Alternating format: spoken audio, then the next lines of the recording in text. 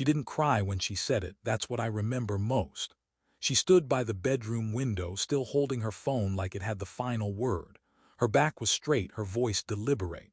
"I need to find myself," she said, not meeting my eyes, not hesitating, like it was a script she'd rehearsed while I slept beside her. I didn't say anything at first. I watched her, watched the way her hand trembled just once, then steadied again. She wasn't unsure, she was prepared. This wasn't a spontaneous moment of clarity. This was a planned disclosure, so I nodded once, not because I agreed, but because I knew something had shifted. I just hadn't figured out where the fault line was yet. We'd been married for 8 years. 2 cities, 3 job changes, 1 house that took too long to close. We fought over cabinets, laughed over nothing, collapsed into bed more nights than I can count. She used to cry during sad movies. Now she was telling me she didn't know who she was, stone-faced, with her phone still lit up in her hand. Later that night I heard her on the patio.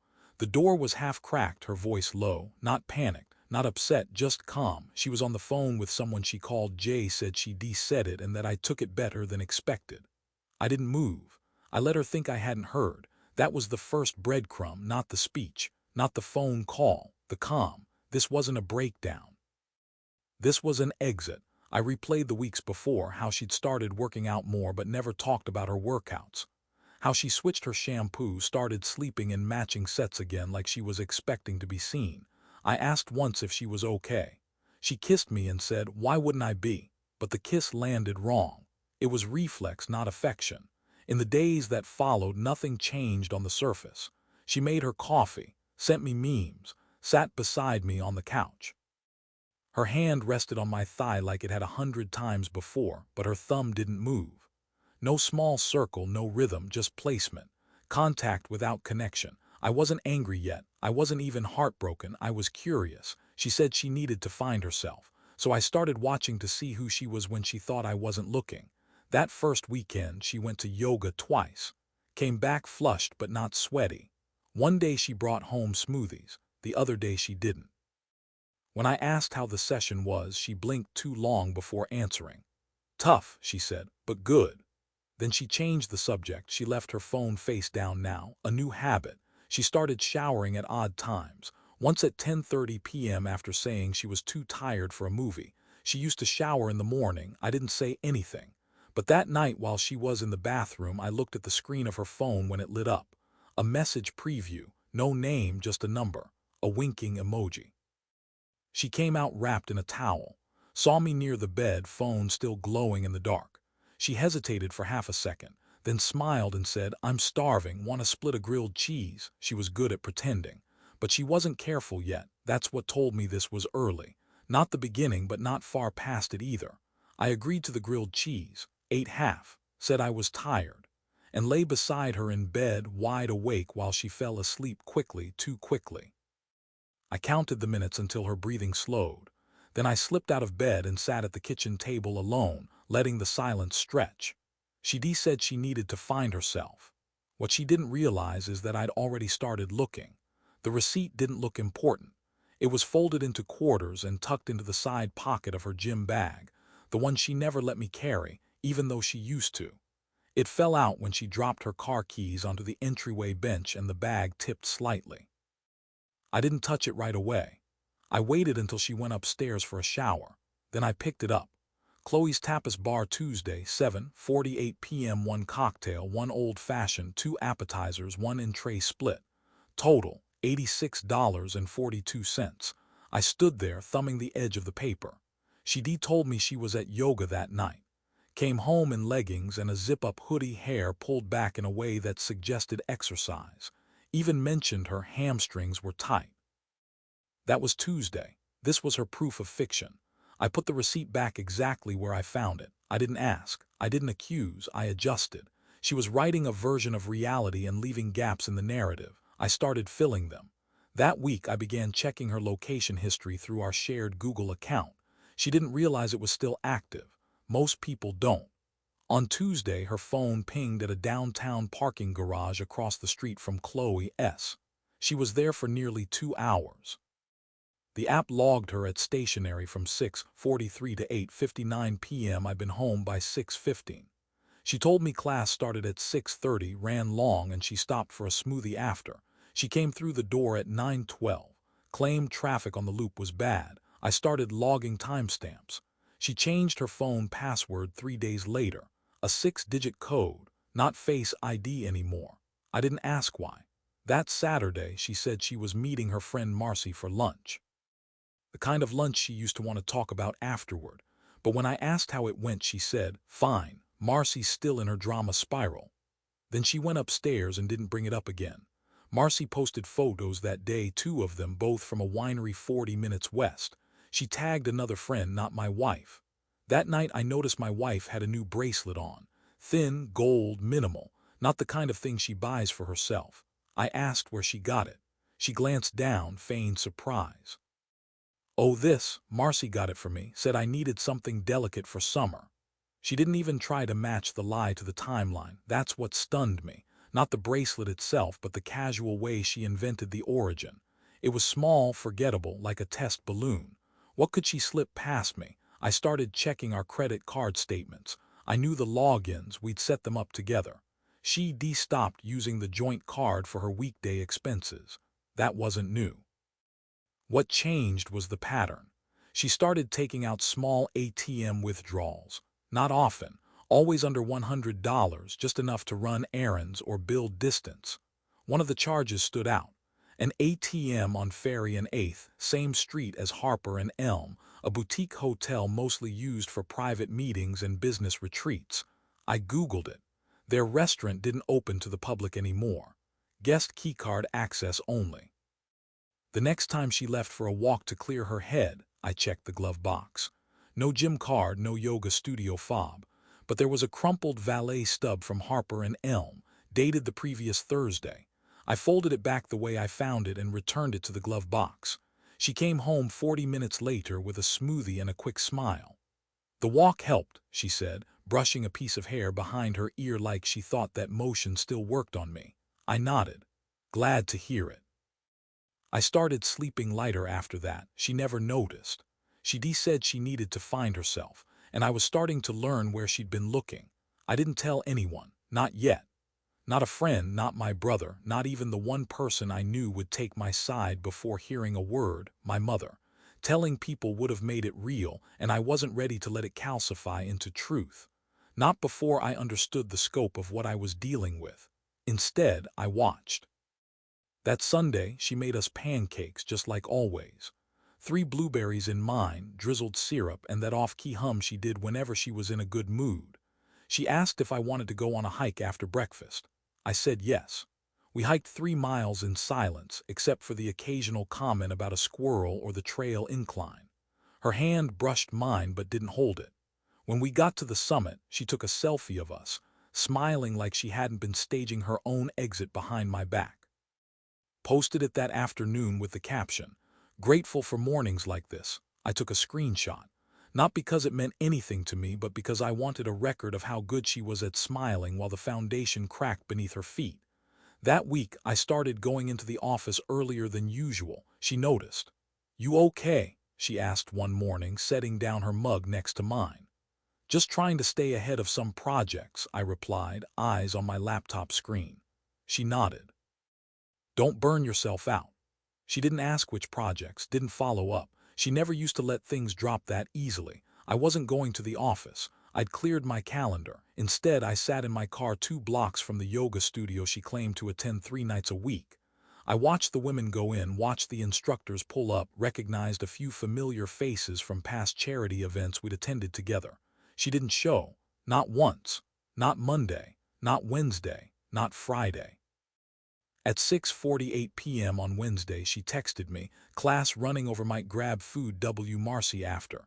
"Don't wait up." I took a photo of the front of the studio, doors locked, lights off. They closed early that day, according to the printed schedule on the glass. I waited until 8:35. Her phone location pinged near the marina. Not a restaurant, a condo complex, units with private docks. She came home at 9:12. Hair was damp, curled at the ends like it had been washed and air-dried. She wore one of her older hoodies, one I hadn't seen in months. Her face looked flushed, but not from cardio, more like she'd just come from a hot shower in a quiet room. "You already eat?" she asked, setting her bag by the door. "Yeah," I said, not looking up from my laptop.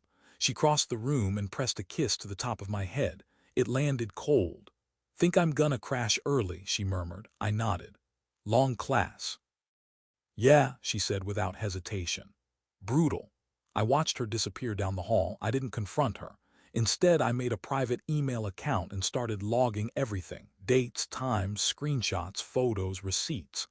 I tagged each entry with categories: location discrepancy, financial anomaly, verbal inconsistency, behavioral shift.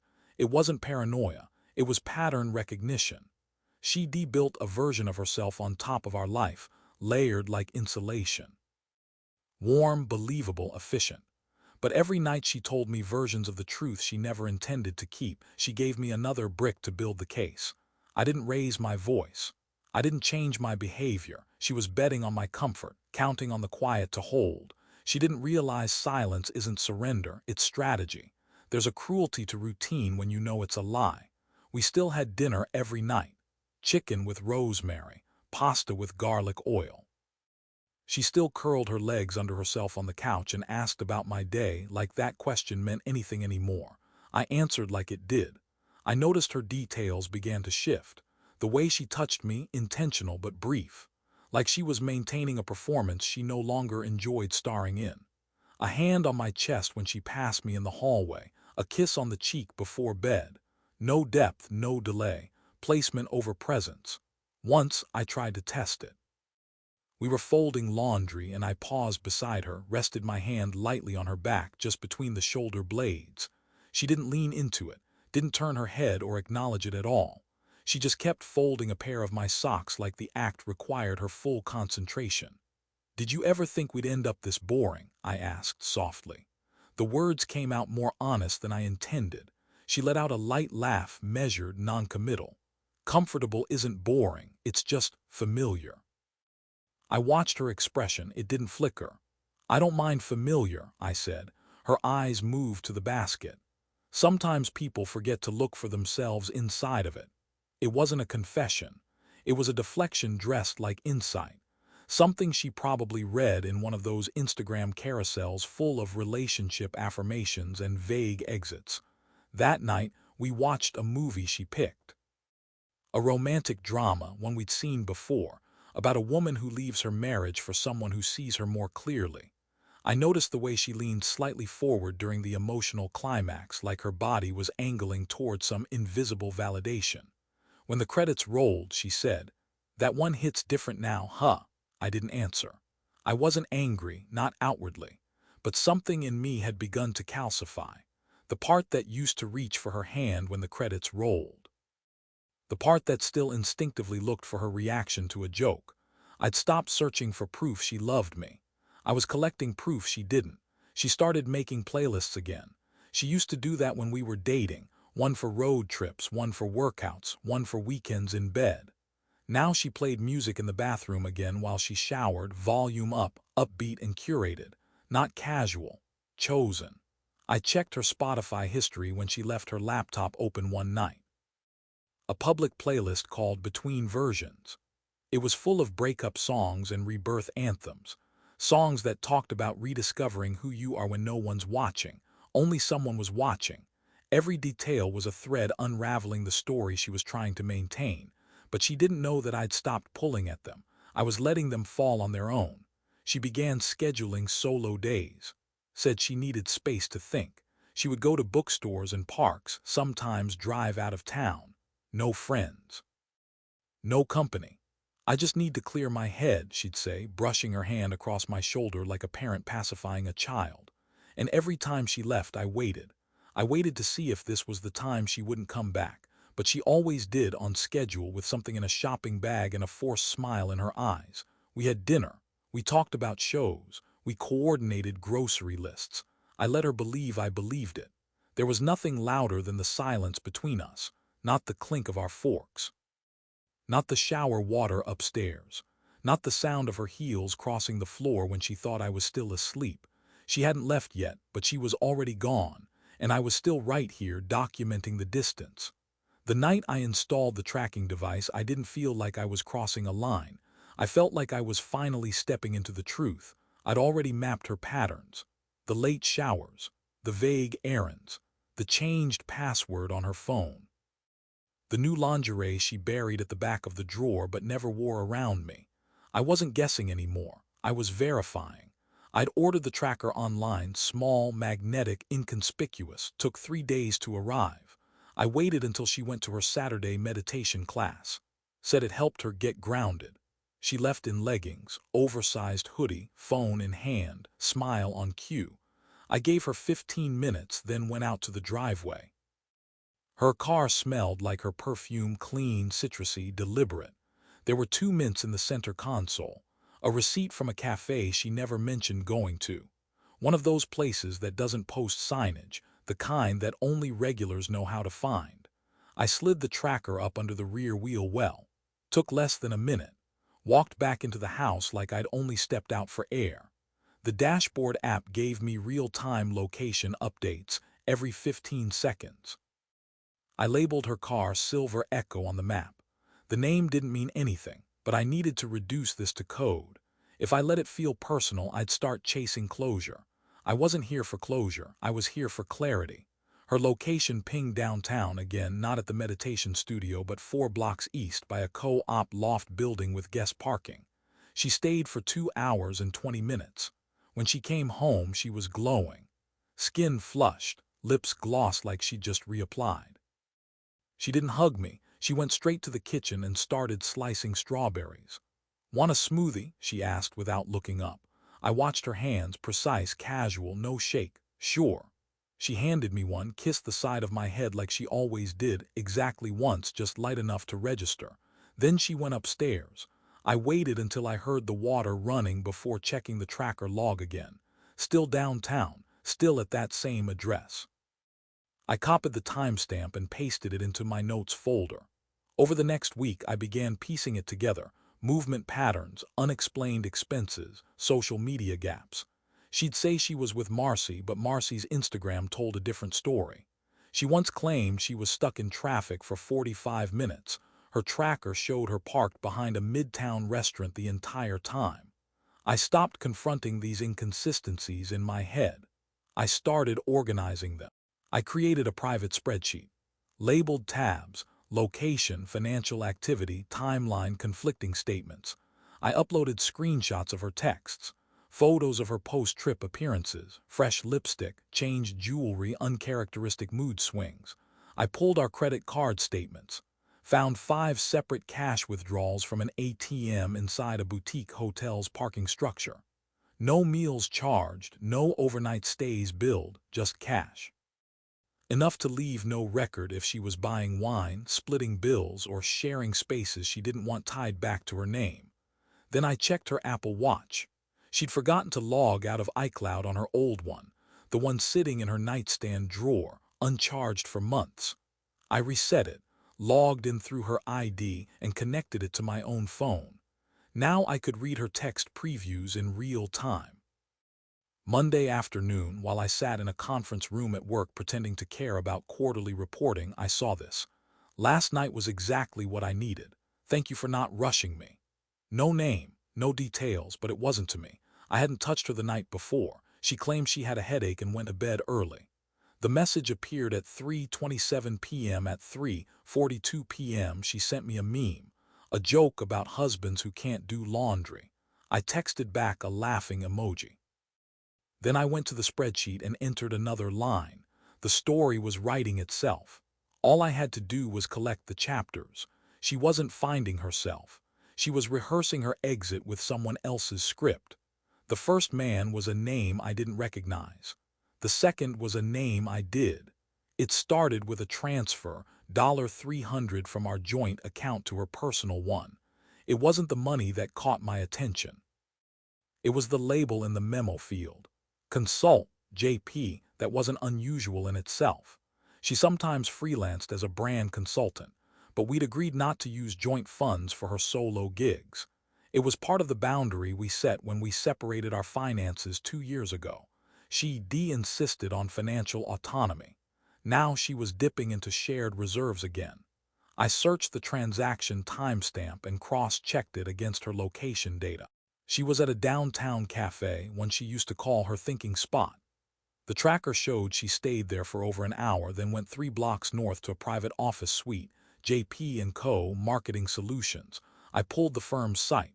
Mid-sized agency. I clicked through their About page. Their creative director, Jason Penfield. We'd had dinner with him and his wife last year. He sent us a bottle of wine afterward. Handwritten note, to future collaborations and good people. Let's build something amazing together.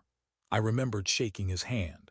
He held eye contact just a little too long. I remembered brushing it off. I clicked through the staff directory. His direct email was listed. I opened a new message, then closed it again.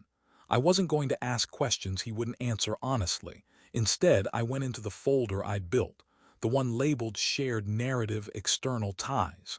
I added his name. Linked his company to 2 separate visits from her location tracker. Then I opened her iCloud dashboard again. She'd recently deleted several messages from the watch history, but deletion only hides things if no one's syncing the backup. I found them under device sync logs. She hadn't cleared the archives properly. One thread was labeled JP. Not his full name, but enough. I read the last exchange, her. That hotel felt like a bubble. I didn't want to leave. Him, you don't have to. We can make this your reality. No dates. No images, just 2 lines buried in a sea of deleted content, but they said enough. That hotel, the same one where I'd found the valet slip weeks ago. Harper and Elm. I searched our financial records again. Nothing under her name. But I found 2 charges from a third-party booking site routed through our shared email address. The confirmation emails had been marked read, then immediately archived. Both bookings were for Harper and Elm. Both were under the name Emma P. Her middle name is Emmeline. The email used was one she once used for a photography class. I'd forgotten about it. Apparently she hadn't. I pulled up that email, reset the password using our shared phone number, logged in. There it was. A full archive of communication, receipts, confirmations, even a message from Jason's assistant confirming a private meeting block on his calendar. But what shattered the rest of the glass was a thread from a third sender. Subject line: Ray, Sunday, my place or yours. The address didn't belong to Jason. The signature read Cameron Delaney, 2nd Unit Director, freelance. Another name I recognized. She'd met him during a charity event we hosted 2 summers ago. He was charming, flirted openly. She called him harmless. Apparently not. There were photos in the thread, none explicit, but intimate enough, her in a robe, wine glass in hand, feet curled beneath her. His caption, missed this already. I stared at the screen for a long time, not one man, 2, different timelines, overlapping messages, same destination, escape. This wasn't a betrayal of vows, it was a fracturing of identity. She built different identities for each version of herself, curated her tone, her appearance, even her language depending on the man. Jason got her strategic side. Professionalism layered with flirtation. Cameron got the wildness she used to reserve for vacations. Neither version resembled the woman who folded laundry beside me or asked about my meetings or left post-it notes on the fridge. I closed the laptop. She didn't need to find herself. She was already split between versions, and I was the one she kept stable to give them contrast. I didn't ask myself why anymore. That's how I knew I'd crossed the line between suspicion and clarity. There was no why, not one that mattered. People drift. They reshape the truth. They come undone. And when they do it long enough, they stop pretending they don't enjoy the deception. I'd stopped trying to catch her. I was now documenting her. There was no more uncertainty to resolve, no angle left unexplored. She wasn't confused. She wasn't struggling with identity. She was choosing this, deliberately, methodically, often. One version of herself with Jason, a second with Cameron, and a third, polished and loyal for me. The decoy, the alibi. I stopped updating the spreadsheet. It was full. Dates, locations, expenditures, messages, every branch of the lie had bloomed. The evidence wasn't fragile anymore. It was layered, dense. I could have walked into a lawyer's office that day and built the entire case before he asked for a retainer. But I wasn't ready for action. I was ready for control. The next morning I moved money. I pulled half of what was in our joint savings into a separate account under my name only. We set up joint access during escrow on the house, but the bank had since relaxed the dual authentication rules. She hadn't noticed. She never checked balances, only her deposits. That afternoon, I revised the beneficiaries on my life insurance policy, removed her name, reassigned it to my brother with a note attached to hold it in trust if I changed it again within 12 months. I sat on the front porch that evening with a glass of water. She pulled into the driveway 20 minutes after she said she'd be home, still wearing the same hoodie she'd left in that morning, but her hair was pulled back differently. She saw me, waved, smiled. I didn't wave back. She came up the steps. "Long day," she said, pausing to kiss my cheek. "What's for dinner?" I looked up at her. "Whatever you've already eaten." The smile faltered, just a crack. "What?" "You smell like Pinot Noir and saffron," I said calmly, "neither of which are in our fridge." She laughed once lightly, trying to recover. "I grabbed a bite while I was out, should have texted. Sorry." I nodded, noted the apology. It meant nothing. Later that night, she curled into bed beside me the same way she always had. But I didn't reach for her. I didn't respond when her foot brushed against mine under the sheets. She shifted, exhaled, and after a long moment turned the other way. She didn't ask if I was upset. She didn't ask anything at all. She'd begun to sense it. Whatever part of me had stopped chasing her emotionally had gone cold. I wasn't angry. I wasn't afraid. I wasn't jealous. I was done. I started printing physical copies of the receipts, the email logs, the text transcripts. I labeled each man by timeline. Jason's entries were coded in blue. Cameron, S in red. I used her words, their names, her confirmations. I placed everything in a file folder and locked it in my office drawer. This wasn't about catching her off guard anymore. It was about making the confrontation undeniable. She was splitting her life into stories, and I was preparing to end the narrative entirely. There's a point in betrayal where the emotion fades and all that's left is strategy. I had arrived. She came home humming. Hair curled, blouse open just enough to suggest she hadn't dressed for errands. She tossed her keys onto the counter and walked toward the bedroom, calling out over her shoulder, "You'll never believe the day I had." I followed her down the hall, folder in hand. She turned, saw me standing in the doorway. The hum cut off like a power failure. "What's that?" she asked, nodding to the folder. Her voice was too light. I set it on the bed. "Your other life." She didn't move, didn't blink. "I'm not angry," I said. "I'm finished." She tilted her head. "What are you talking about?" I flipped the folder open and began laying out the pieces. Photos, receipts, the Harper and Elm confirmation emails, the credit card withdrawals, the screenshot of the message to Cameron. I didn't raise my voice. I didn't gesture. I simply presented. "Jason Penfield, 2 meetings, 1 overnight, restaurant charges that align with your yoga nights. Cameron Delaney, multiple threads. You used your old photography email. I've already changed the security settings on all shared accounts." She stared at the paper in front of her like it might rearrange itself into something harmless. I can explain," she said. "No," I said. "You'll want to, you'll try, but this isn't a conversation." Her shoulders sagged slightly, but her tone sharpened. "You've been tracking me," I nodded. "You've been staging this carefully, consistently, not once, not briefly, strategically." Her mouth opened, then closed. Glanced at the folder again as if trying to calculate what I knew versus what I could prove. I let the silence settle between us. It was louder than shouting would have been. "I didn't mean for it to go this far," she said finally, quieter now. "That's not true," I replied. "You built it to go this far, you just didn't expect me to trace the blueprint." She sat down on the edge of the bed. Her eyes were glassy, but no tears fell. "You never asked me if I was happy." "I asked," I said. "You answered." We sat in silence for a long time. Then she reached for one of the photos, the one from the boutique hotel. A valet stub folded next to a wine-stained napkin. Do you want to fix this?" she asked. I looked at her, really looked. There was no fear in her eyes, only calculation. She wasn't trying to repair anything. She was gauging whether she could still pivot. "You've already rewritten who you are," I said. "All I did was print the script." She tried again, softer. "Maybe we can go to someone, talk this through, a counselor." I shook my head. "There's no version of this where I become the man you lied to for comfort. I don't live in that role." Her face cracked then, just enough to register that she finally understood. I wasn't waiting for an apology. I wasn't leaving room for a reconciliation arc. I wasn't her emotional safety net.